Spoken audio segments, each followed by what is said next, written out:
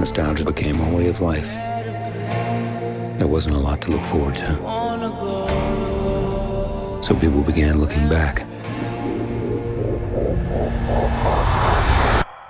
Nothing is more addictive than the past. No, put me back.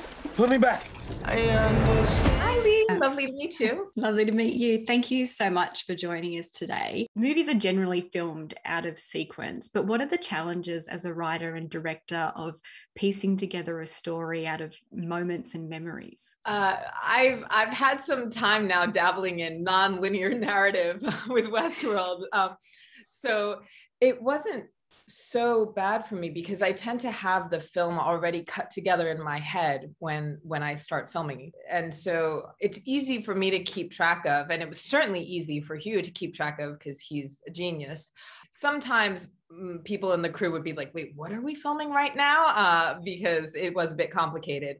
And the complexity was made a little more difficult by the hologram effect that we did, which necessitated filming all of the memories first so we could later project them in camera while we were shooting the scenes with Bannister and May. Can you tell me a bit more about that Reminiscence itself? Because I was really surprised to learn from Hugh that it wasn't CGI. Yeah, it was one of those things where when I announced my desire to create a real working hologram and shoot it practically, the people in the crew who hadn't worked with me yet were like, she's mad. And the people who had worked with me were like, oh God, we better figure this out because she's hell bent on doing it.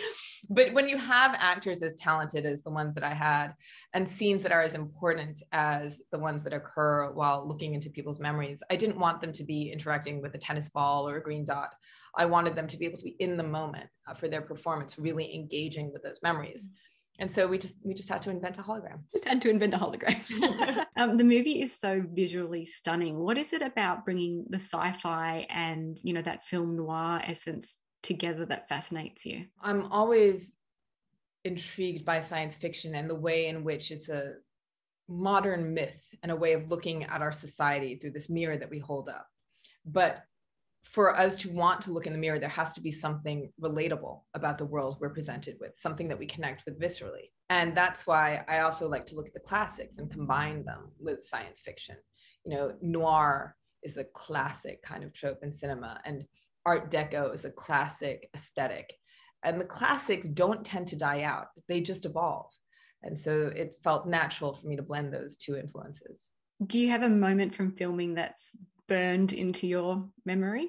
Burned into my memory. There are so many. And so I'll tell you one I haven't told anyone yet about the last day of filming. We shot the underwater fight on the last day. And, it was a very intense scene, and Hugh was really there, and Cliff they were just really giving it their all. And it was dangerous and fraught, and they were amazing at it.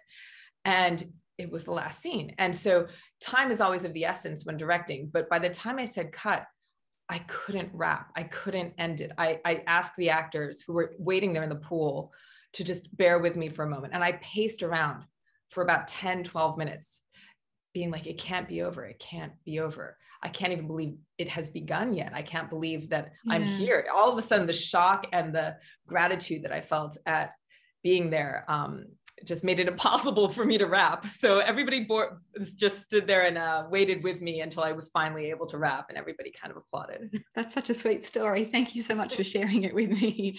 Thank you so much for your time today, Lisa. I really appreciate it. Thank you. Lovely to meet you.